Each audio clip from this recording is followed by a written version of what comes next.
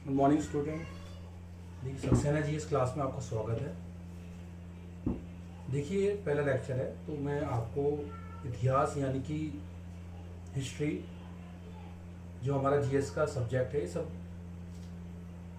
Topic wise और linear वे में एक बाय एक साथ पढ़ाऊंगा। तो देखिए फर्स्ट लेक्चर हमारा पहला आता है प्राचीन भारत। प्राचीन भारत यानी कि प्राचीन टाइम, पुराने समय का भारत। प्राचीन भारतीय इतिहास के स्रोत। देखिए स्रोत मतलब कहाँ कहाँ से हमें पता लगा है भारत के हिस्ट्री के बारे में। प्राचीन भारत इतिहास के विषय में जानकारी मुख्यतः 4 स्रोतों से मिलती है। आपका कितने स्रोतों से मिलती है प्राचीन भारत के बारे में जानकारी? 4 स्रोतों का। 4 स्रोत कौन कौन से हैं? धर्म ग्रंथ, ऐतिहासिक ग्रंथ, विदेशियों का विवरण और पुरातत्व संबंधी साक्ष्य। कितने हैं? पहला तो धर्म ग्रंथ जो हमारे मिले हैं उनसे मिलती है जानकारी, ऐतिहासिक ग्रंथ से मिलती है, विदेशियों का विवरण जो विदेशी लोग आए इंडिया में उनके कहने के बाद जो उन्होंने कुछ बताई अपनी बातें, और पुरातत्व संबंधी साक्ष्य। कुछ साक्ष्य ऐसे मिले खुदाई के दौरान हमें, तो हम इसलिए पढ़ेंगे। पहला है धर्म ग्रंथ एवं ऐतिहासिक ग्रंथ से मिलने वाली महत्वपूर्ण जानकारी। अब देखिए जो धर्म ग्रंथ पहला आया था हमारा धर्म ग्रंथ, तो धर्म ग्रंथ के बारे में पढ़ेंगे। भारत का सर्व प्राचीन ग्रंथ वेद है। देखिए सबसे पुराना जो धर्म ग्रंथ माना गया है भारत का, वेद माना गया, जिसके संकलन करता महर्षि कृष्ण द्वैपायन वेद व्यास को माना जाता है। कौन थे इससे संकलन करता? महर्षि कृष्ण द्वैपायन, कई बार एग्जाम में आ चुका है। वेद वासुदेव कुटुंबकम का उपदेश देता है। अब ये वेद किसके बारे में बताता है? वासुदेव कुटुंबकम का उपदेश देता है। ये वेद भारतीय परंपरा वेदों की नित्य तथा अपौरुषीय मानती है। वेद 4 हैं। देखिए कितने प्रकार के वेद हैं? जो धर्म ग्रंथ के वेद हैं वो 4 हैं। ऋग्वेद सबसे पुराना वेद है, यजुर्वेद, सामवेद एवं अथर्ववेद। इन चारों वेदों को एक साथ अगर हम कहें तो हम संहिता कह देते हैं। जैसे कि हम सोशल साइंस पढ़ते हैं, सोशल साइंस का मतलब होता है, सोशल स्टडी का मतलब होता है स्कूलों में भी ज्योग्राफी, हिस्ट्री, सिविक्स और ये 3-4 सब्जेक्ट आते हैं उसमें। तो ये इसी तरीके से इन 4 वेदों को भी एक नाम दिया गया है, संहिता। ऋग्वेद के बारे में पढ़ेंगे। पहला जो है ऋचाओं के क्रमबद्ध ज्ञान के संग्रह को ऋग्वेद कहा जाता है। इनमें 10 मंडल हैं, इसमें 1028 सूक्त हैं, 10,462 ऋचाएं हैं। और इसको पढ़ने वाले को क्या कहा जाता है? ऋषि। इसके पढ़ने वाले ऋषि को होत्र कहते हैं। आता है, कई बार आ चुका है क्वेश्चन। वेद से आर्य के राजनीतिक प्रणाली, इतिहास एवं ईश्वर की महिमा के बारे में जानकारी मिलती है। यानी वेद से आर्यों के बारे में जानकारी मिलती है, उनकी प्रणाली कैसी थी, उनकी महिमा, ईश्वर में क्या श्रद्धा थी, उनकी महिमा थी, उनके बारे में जानकारी सब मिलती है। विश्वामित्र द्वारा रचित ऋग्वेद। अब देखिए ऋग्वेद जो पहला वेद था ऋग्वेद, वो किसके द्वारा रचित था, किसके द्वारा लिखा गया था? ऋग्वेद विश्वामित्र के द्वारा। क्वेश्चन आता है बहुत। ऋग्वेद के तीसरे मंडल में सूर्य देवता सावित्री को समर्पित प्रसिद्ध गायत्री मंत्र है। ऋग्वेद के अंदर ही क्या है? सूर्य देवता को समर्पित, सावित्री को समर्पित एक क्या है? गायत्री मंत्र प्रसिद्ध। कौन सा मंत्र है? गायत्री मंत्र। इसके 9वें मंडल में देवता सोम का उल्लेख है। अब देखिए सोम देवता हैं, उनका उल्लेख 9वें मंडल में कहा गया है। और तीसरे मंडल में सूर्य देवता सावित्री को समर्पित जो है गायत्री मंत्र। कई बार क्वेश्चन पूछा गया है। यानी कि तीसरे मंडल में सूर्य देवता जी को समर्पित, सूर्य भगवान को समर्पित गायत्री मंत्र के बारे में बताया गया, और 9वें मंडल में देवता सोम का उल्लेख दिया गया ऋग्वेद। इसके 8वें मंडल की हस्तलिखित ऋचाओं को खिल कहा जाता है। मंडल में वर्णित पुरुष सूक्त हैं, जिसके अनुसार 4 वर्ण ब्राह्मण, क्षत्रिय, वैश्य तथा शूद्र। अब इस मंडल में 4 वर्ण को माना गया है। एक तो ब्राह्मण पहला, क्षत्रिय, वैश्य और शूद्र। आदि पुरुष ब्रह्मा के क्रमशः। अब ये इनको इस मंडल में बता रखा है कि ये जो हमारी ब्राह्मण, क्षत्रिय, वैश्य, शूद्र ये हैं सब जातियां हैं, इनके ये सब क्रमशः मुख, भुजाओं, जंगाओं और चरणों से उत्पन्न हुए हैं ब्रह्मा जी के। ठीक है, तो अब क्षत्रिय जो है मुख से, ब्राह्मण मुख से, क्षत्रिय भुजाओं से, वैश्य जंघाओं से और शूद्र चरणों से हो। ठीक, तो ये हमारा ऋग्वेद।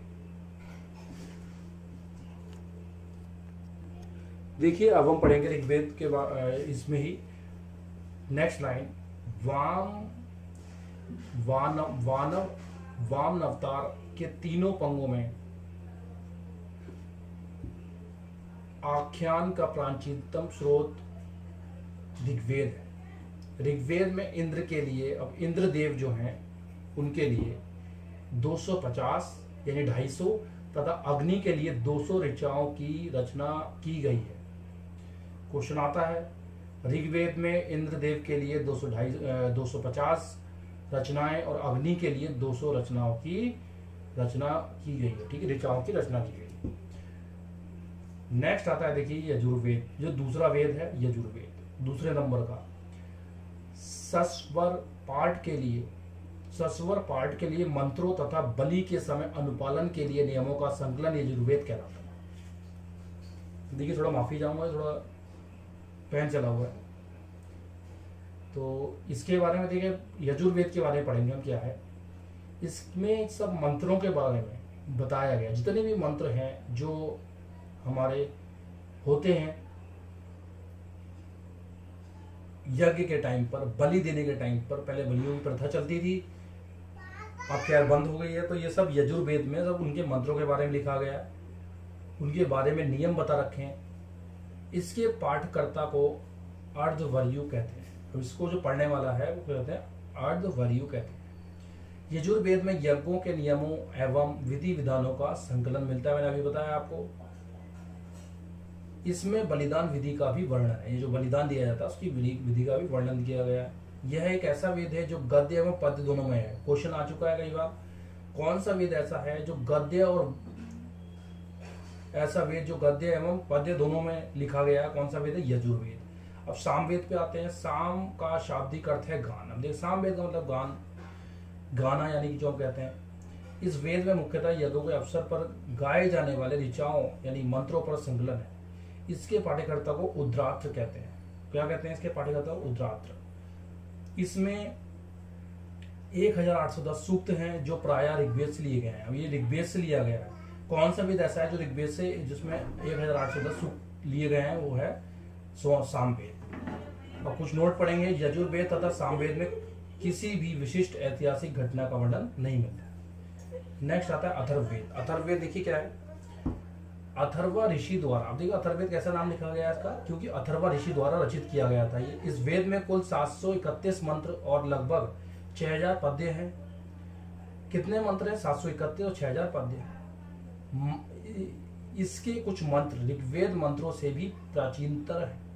मतलब ऋग्वेद जो मंत्र है इसमें थोड़ा पुराने हैं। औषधों का उल्लेख सबसे पहले अथर्ववेद में मिलता है, यानी कि औषधों का उल्लेख अथर्ववेद में सबसे पहले दिया गया है, मिलता है। नेक्स्ट है ऐतिहासिक दृष्टि से अथर्ववेद का महत्व इस बात से है कि इसमें सामान्य मनुष्य के विचारों तथा अंधविश्वास का विवरण मिलता है। मतलब जो मनुष्य पुराने टाइम में थे उनके बारे में, उनके विचारों के उल्लेख मिलता है, उनके जो अंधविश्वास था और चीजों में उनके बारे में पता लगता है, जिससे अथर्ववेद से। नेक्स्ट पढ़ेंगे हम पृथ्वी सूक्त। अथर्ववेद का प्रतिनिधित्व सूक्त माना जाता है। इसमें मानव जीवन के सभी पक्षों, ग्रह निर्माण, कृषि की उन्नति, व्यापारिक मार्गों का गहन यानी खोज, रोग निवारण, समन्वय, विवाह तथा प्रणय गीतों, राजभक्ति, राजा का चुनाव, बहुत से वनस्पतियों एवं औषधियों, शाप, वशीकरण, प्रायश्चित, मातृभूमि, महात्म्य आदि का विवरण दिया गया है। मतलब ये सब चीजें हमारी जितनी भी हमारे जीवन चर्या में चलती रहती है, सबके बारे में अथर्ववेद में बता रखा है। कुछ मंत्रों में जादू टोना का भी वर्णन है। मतलब जिसमें अथर्ववेद में जितने मंत्र हैं उसमें जादू टोना को भी बता रखा है। उसमें मंत्र होते हैं कुछ जादू टोना करने के। अथर्ववेद में परीक्षित को कुरुओं का राजा कहा गया है तथा कुरु देश की समृद्धि का अच्छा चित्रण मिलता है।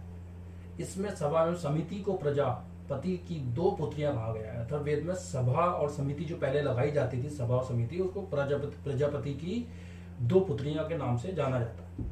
वेदों की भी कई शाखाएं हैं जो वैदिक अध्ययन और व्याख्या से जुड़े विभिन्न दृष्टिकोण का प्रतिनिधित्व करती हैं। शाकल शाखा, पहली शाखा कौन सी? शाकल शाखा मतलब पार्ट है, डिवीजन कर दिया गया। ऋग्वेद से जुड़ी एक बात जीवित शाखा कहा गया है। यजुर्वेद को शुक्ल यजुर्वेद और कृष्ण यजुर्वेद को दो दिशाओं में बांटा गया है।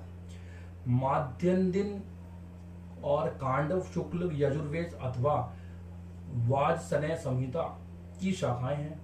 कृष्ण यजुर्वेद से जुड़ी शाखाएं काठक, कनिष्ठल, मैत्रायणी और तैत्तिरीय है। कौथुम राणायणीय एवं जैमिनीय या तलवार सामवेद की शाखाएं हैं। अथर्ववेद की शाखाएं सैनिक, शौनक और पैप्लाद है। नोट है देखिए इसमें, सबसे प्राचीन वेद ऋग्वेद और सबसे बाद का जो वेद है, सबसे कह सकते हैं हम करंट का वेद भी कह सकते हैं अपनी भाषा में।